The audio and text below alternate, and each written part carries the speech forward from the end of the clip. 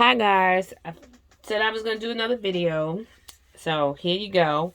So in my last video, I did a full over-the-top hair bow. This video, I'm going to teach you how to do the center part of the bow, which is your twisted petite hair bow. This is a 3.5-inch ribbon. This is a big one, so you can actually leave it like this and actually just put a clip on it and leave it like that. But for the purpose of this video, I'm going to be showing you how to do this 3-inch part ribbon, which essentially is this ribbon right here in the middle, where these bows would go around this bow. So I'm just going to show you how to do this part of this bow first, because what happens is that's the bow that's going to take you the longest, and that's going to give you more of the headache. The surround the bows is easy. Sorry. The surround the bow is easy. The spikes are easy. And then even like this back bow, once you get the center bow, you can do the back bow and the middle bow.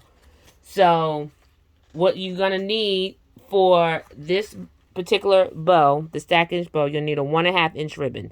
You can use the 7/8-inch ribbon if you want. It works with all ribbon, but for now, until I think you get comfortable with making this type of ribbon, I would say do the 1.5-inch ribbon. Okay, so let's get to it. So what we're going to do is you're going to cut 25 inches of ribbon. Play with it. Go 28, go 30. Doesn't matter. The longer, obviously, the ribbon, the bigger the bow. Okay. So first thing you're going to do, we're going to fold the bowl in half. Okay. And with this technique, this is what you call like I call it the figure 8 technique. Some people call it the crease method. I think this is a little easier than doing the method I showed you the first time. You can also use your Cricut heat press with this. I'm not the big one, the mini one, or any small craft iron, because you're going to need creases. If you don't have one, you can use your lighter. Here's a trick. Take your lighter. Just go on the side like that. Just hold down a little bit. It's going to give you a crease. It'll be just easy to crease. Okay. Next, you want to take this end of your ribbon, right or left, doesn't matter as you start. I'm right-handed, so I always start on my right. So you're going to take these two ends of the ribbon, fold it in half, and we want to get a crease here. Not that much of a crease, but crease. And then you want to do the same thing with this end of the ribbon.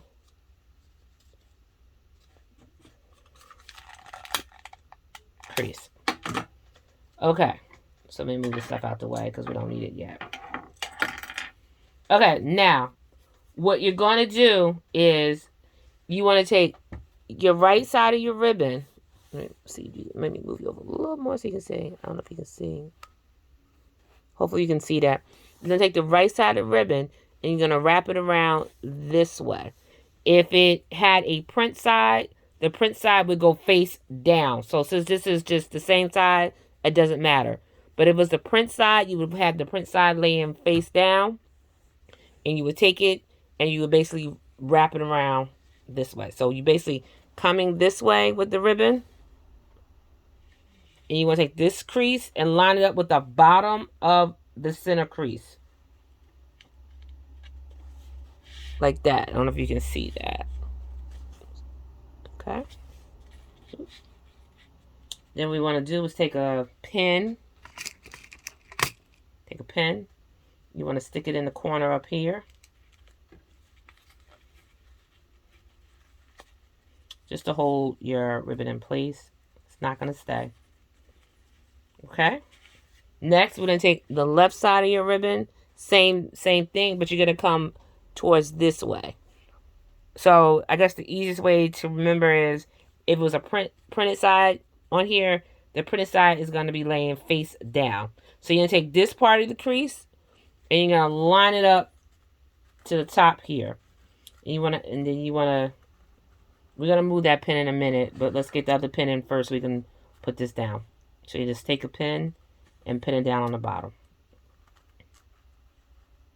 Let me pick it up for you so you can see it. I normally don't use the pins because I'm pretty good with freehanding. But for the purpose of this video, I'm going to use the pins so you guys can at least learn, how to hold a ribbon and stuff. Okay, so we're just going to put the pins right there. Now, basically, you're going to have a figure 8. So you see that? You're going to have a figure 8. Okay. Next, what you're going to do, we're going to take this end of the ribbon and we're going to fold it up to the center point here. Okay? If the pins are in the way, you can take them out, but they shouldn't. So we're going to fold it like this. Hold on, let me see if you can see that. Sorry, I should do a lighter ribbon. And like I said, once you get to this part, this is where I said like a nice, the Cricut mini heat press would work, because essentially what we're going to do is we're going to crease the ends of both of the ribbons right here. If you don't have it, like I said, just take it, fold it really good. Take your lighter. Get yourself a crease. Do that on the other end. I didn't feel like taking my mini heat press out because I burnt my finger the other night on it, and I'm just didn't feel like burning it. Don't ask me how, I just did it. And so we're going to do the same thing here. Be careful, don't burn yourself. Okay. And the same thing will go from here. You would take your iron and just go across it. Okay. So now what you're going to do, you're going to open it up. And as you can see, you have 2 creases on the end. I don't know if you can see that. You have 2 creases on the end. Okay. Now, what you're going to do is, you're going to take, start on the right side, you're going to take your right part of your ribbon, and let me hold it up for you, and you're going to line it up to the middle of your bow. So, essentially, your crease is like right in the middle. Then, you're going to take your left side of your ribbon and bring it right over that crease. And that's not even, because I can tell it's not even. So I'm going to do it sit on the table so you can see it. So what we're doing is we're taking this part of the ribbon and going across here. And then the left side of the ribbon, you're going to go across here. So there's your bow. At this point, I normally you can take the pins out. If you do not feel comfortable holding this bow in your hand like this, excuse me, take a salon clip. You can take, if you can't find these, I think you can go to like, I don't know where you guys, like a beauty supply store like Harmon's, or not sure Target will have it, but like any beauty supply store will have these. But I know Hobby Lobby has them because I just saw them and today at Hobby Lobby, and they have these bow clips, and they're great if you can't hold your ribbon. I can hold my ribbon, but for the purpose of the video, I'm going to show you how to just hold it in there. So you just put it in the middle like this. That's why I don't like using it, because it just kind of takes the bow away. So at that point, you have, I don't know if you can see it. So basically when you clamp it, this is the back, and that would be the front of your ribbon. So what you want to do is take your pin, and you want to cinch the middle. Now, like I said in the last video, I've seen videos where they do peaks and valleys. I can't seem to get that technique. Do whatever works for you. This works for me. Basically, you want to get a nice crease in the middle. That's, you want to get that nice fold in the middle. That's what gives you the shape of your bow. So this is what I do. So I'm going to take this off. Like I said, I usually don't use my salon clips. I use my salon clips more for my spikes. Okay. So I'm going to flip this over. Actually, no, I'm not going to flip over. Sorry. So we're going to do, what I normally do is I do the accordion in and out method. You don't have to do this. Like I said, it's up to you. The whole point is to get this ribbon to fold in. So we're going to go in. So I'm going to do this. If you want to do this, this is fine. If not, you don't have to. So get my, okay. Then what you're gonna do, if you do this method, you see how it's kind of folded right there? You want to just kind of pinch it like that. And pull the string through.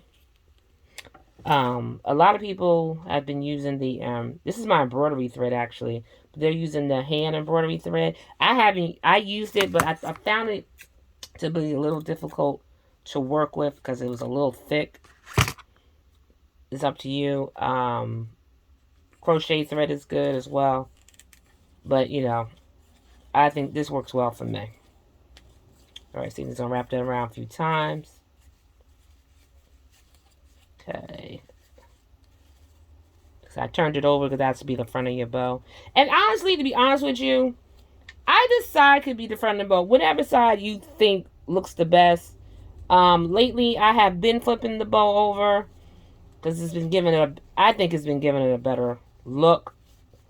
Just me. Like I said, it's up to you. These bows are never perfect. Remember that. I'm still trying to learn certain techniques, and I will, as soon as I learn them, I'll show you. Anyway, I'm gonna knot the thread off. Okay, let's cut this off. Okay, so at this point, you want to take your bow. You want that loopy bow, and you want to just kind of judge it a little bit. You know, try to get that shape it the way you want it. Now, and that's it. And that's your bow. I don't know if you can see it. Now, if you're doing this over the top bow where you need the base part of the bow, which is this back part of the bow, you just flatten it. That's all. Because at that point, you're not going to really see it because it's just like the base part of the bow. So, so the next step, and I'm going to just keep, and you just keep pinching it like this. Depending on how loopy you want it, you know, if you want it really loopy, you don't have to do that. That's what I do. Loopy, I make it loopy like this. So the next step is, if take your stiff and quick. Like I said, this is at Joann's, or if you don't have this, you can use hairspray. I've seen people use the Aussie Instant Freeze. You can use that. You can use any kind of hairspray. I haven't used it yet. I'm gonna actually test it, and I'll let you guys know if it leaves any kind of like a smell or any kind of residual stickiness. But I don't use that. So what I do is I normally put this in my craft garbage can. The only things in my garbage can is like paper and ribbon, so the stuff in there is going to mess it up. And then I just give it a couple of sprays. So I'm going to spray it. The best result with something like this, let it sit overnight. I'm not doing anything else with this tonight. I'm going to spray this over here. Ooh, that was a little more than I should have did. So this is going to take a while to dry. If you want to get this to dry quickly, use your hair dryer to dry it. Then it'll give it and then essentially what's going to happen, I did this yesterday. I was playing with the ribbons yesterday. It'll give it this nice, crisp, hard, it's not hard, but it's like stiff. It'll keep its shape. That's why when I say don't use the satin ribbon, it doesn't keep its shape. You can also, like I said, you can also just do it like this and just throw a clip on the back, put some embellishment on it. You don't have to, you know what I'm saying? This will go great with the tutus as well and the kids' hair. Like I said in my last video, you want to use, my suggestion is to use the trim for the babies. And for your older kids, Hobby Lobby do have these, alligator clips. Use these. Or you can use the lined alligator clips. Oh, see, can you see that? Yeah, lined alligator clips. Okay. So that's really it. So the next video I'm going to show you how to do the surround bows. So essentially what I'm gonna do, I'm gonna do the next video tomorrow. And then what we'll do is we'll build on this actual bow, because it's easier for you. Like I said, this is the hardest part. Is the is this bow. I hope this one is easier. If it doesn't make sense, please leave it in the comments. I will do it again. Because I'm still learning how to do these videos, and I'm doing it on my phone. So I'm trying to set my phone where you can see it. So I'm trying to get it. I'm gonna see if I can find a tripod and put it behind me. Maybe if I go over myself, it can be clearer. So that's one more thing. Hobby Lobby has these buttons over. I don't know if you can see this. These buttons are really cute embellishments. So I'm gonna essentially put this in the middle like this. I don't know if you can see that. You probably can see my hands in the way. And then if you get these rhinestone embellishments from Hobby Lobby, they're gonna have this button hook on the back. If you can get these are jewelry pliers. I don't know if anybody does anything with jewelry, but these are jewelry pliers, and what I just do is I just basically just cut it off like this to make it flat, and it's on the floor. That's all right. And then you just, like I said, I'm gonna just glue it right in the center. That's gonna be my centerpiece. Oops. Like I said, so you can get, and my suggestion would be going forward is, if you want to do the bows like I do, like the really, really like loopy, these take a long time. That's why it's taking me a long time to do videos, because it takes a long time to do this. If you want to do this bow, my suggestion, I say start off with just the center bow and put it on a clip. It's just as cute. You can put some type of embellishment in the middle, and it's fine. Like this one I did for my daughter. It's a SpongeBob bow for her, and it's just as cute. And you can match it to the tutu, match it to the shirt, whatever you want to do. So, that's just my suggestion. But I'm gonna show you step by step, and then eventually, what we're gonna do, we're gonna end up having a really nice, what I call my over the top bows. So hopefully you like the video. Hope you understand what I'm saying. I'm really working on this. I'm sorry it's taking long doing these videos. I do work from home. I do work a corporate job from home. I've been home because of COVID, so it takes me long to do the videos. And I'm actually trying to learn how to do editing and stuff off of YouTube. YouTube University is the best. So thank you for watching. Hopefully that makes sense. And like, comment, subscribe. And I'll see you in the next video, guys. Bye.